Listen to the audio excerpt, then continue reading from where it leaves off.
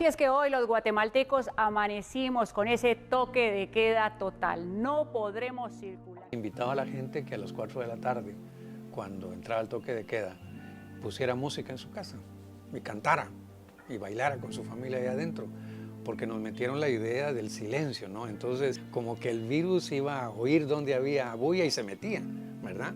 Pero eso era intencional, es perverso, es para generar miedo, y cuando la gente tiene miedo, es controlable. Todo lo artístico quedó como sumamente suspendido. Yo había planeado tomar el 2020 para experimentar en teatro, porque a pesar de que estudio teatro, voy en el 5º año de la licenciatura, no he tenido como tantas oportunidades de poder practicarlo fuera de la escuela, ¿no? Entonces yo dije, el 2020 va a ser mi año de teatro y no puedo hacer nada.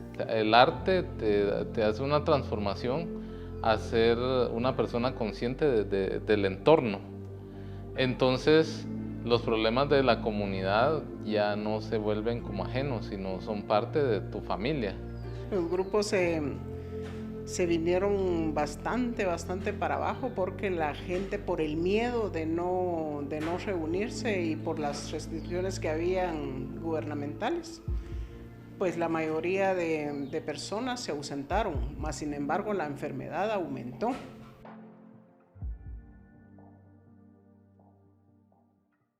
El gobierno hizo un mal manejo, digamos, desde el inicio, porque la pandemia, en términos de psicología social sobre todo, hay que definirlo como un acontecimiento. Esta es una categoría, digamos, muy importante a entender.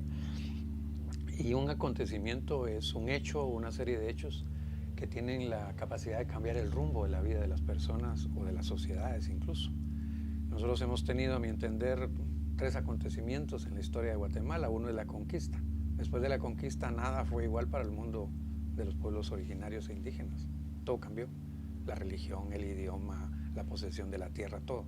Entonces el COVID es un acontecimiento en el mundo y en nosotros también. La vida iba a cambiar y cambió, pero el Estado no generó una estrategia de abordaje del COVID que permitiera ir más allá simplemente de poner unos hospitales y hacer negocio con la enfermedad, ¿verdad? Entonces la parte de salud mental, la parte comunicacional, el Estado no la hizo, porque tendría que haber habido una gran campaña con todo el fondo que tenían de información y de educación por las vías de los medios de comunicación de todo tipo, para que la gente entendiera, digamos, lo que era el COVID. Pero el gobierno lo que hizo fue asustar, fue amenazar, fue sancionar, fue reprimir, incluso con los toques de queda. Entonces la gente creció en el daño emocional que el COVID provoca, pero tenía que haber provocado menos. Sí tuve que tomar como ciertas rutinas, digamos, para mantener la salud, como empezar a hacer yoga, a meditar un poquito más seguido, a hacer ejercicio, pero llegó un punto en el que ya no, o sea, todo eso ya no funcionaba, entonces ya no sentía ganas de hacerlo, mi cuerpo empezó como a restar, ¿no? La energía ya no daba lo suficiente, entonces pues poco a poco empecé a perder hábitos que me habían ayudado a mantenerme como un poco más estable, algunas cosas que estaba como atravesando en cuanto a mi vida personal pues también se complicaron un poco y nada, creo que fue como un tiempo de mucha incertidumbre, yo lo resumiría así. La pandemia nos ha arrastrado mundialmente y nosotros ya estamos trabajando con los grupos hablando del miedo, hablando de la ansiedad, de la depresión, del miedo a vivir y miedo a morir. La gente me miraba y me decía, ¿cómo va el programa? ¿Cómo va todo? Entonces empezaba a tener cierto reconocimiento, pero ni aún así yo me sentía como yo. Y hasta este momento yo siento que perdí mi esencia. Yo no entendía por qué me sentía tan triste o tan vacía o tan sin energía si yo tenía como todo este tipo de cosas que usualmente te dicen que es lo que vos necesitas para sentirte bien, ¿no? Entonces ese sentimiento de culpa y de frustración empezó a crecer un montón, pues yo no tenía ya ganas de hacer nada, ¿no? O sea, no tenía ganas de ni siquiera de hacer arte, dejé de creer en el arte, que era lo único en lo que yo creía. Me decepcioné de todo lo que estaba pasando, la política, la injusticia, ¿no? Y todo lo que te pesa tanto, la corrupción y lo que pasa en el país, que vos no podés hacerte de oídos sordos, aunque querrás, es muy doloroso, es muy complicado.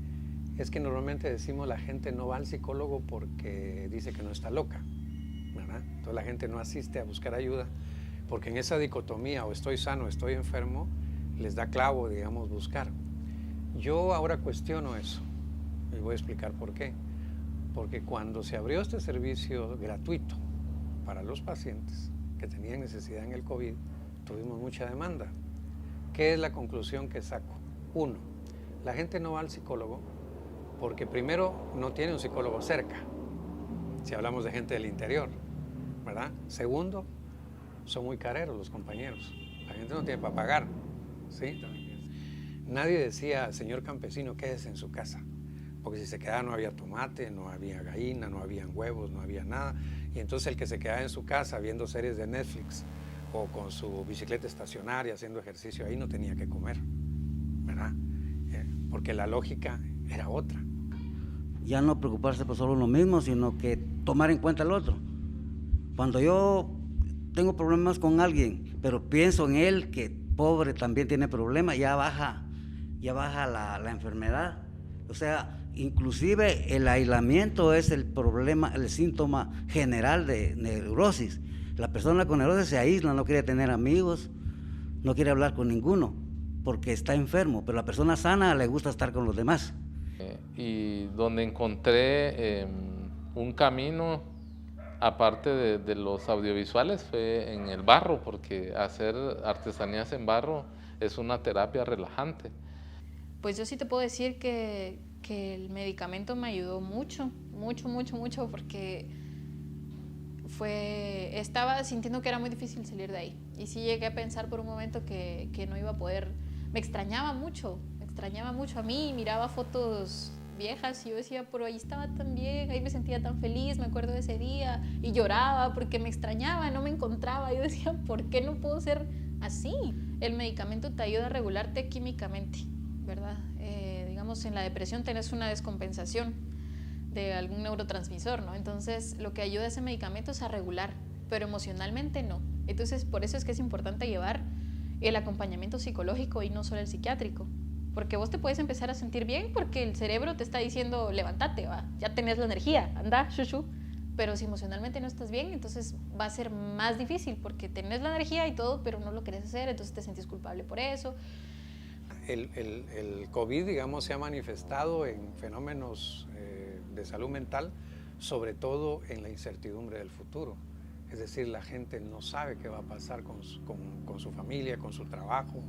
Ya no es tanto el temor de enfermarse. Eso ya no existe como los primeros meses, ¿verdad? Es decir, casi de lejos uno miraba. Hoy incluso se encuentra uno con gente conocida y le da un abrazo, ¿sí? Y alguien dirá, es que son unos irresponsables, que no sé qué, que la gente siempre cae ahí. No, lo que pasa es que somos seres sociales. Los seres humanos somos seres sociales. El mejor síntoma de salud mental que uno puede tener es cuando uno sabe que necesita ayuda. Cuando uno dice, no, yo me echo los tragos, pero yo solo salgo, ¿va? Solo yo voy a dejar de fumar, ¿va? Solo yo no. No, el mejor síntoma de salud mental es decir, yo no puedo, ¿verdad? Y tengo que buscar un amigo, un pastor, un cura, lo que sea, un psicólogo.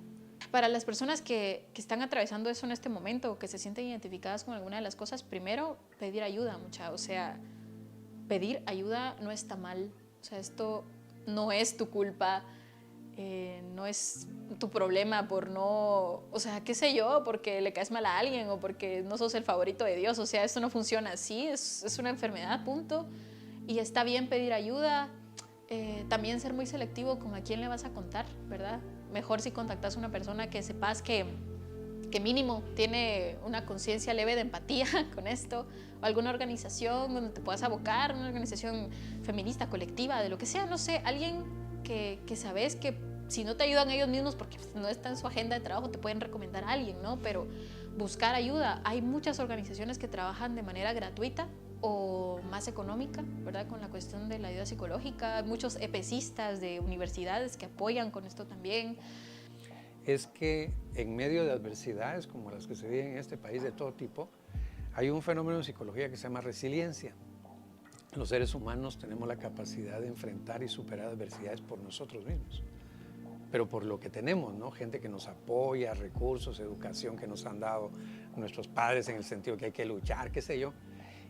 Y los chapines somos enormemente resilientes, pero enormemente. A veces solo estamos viendo lo malo.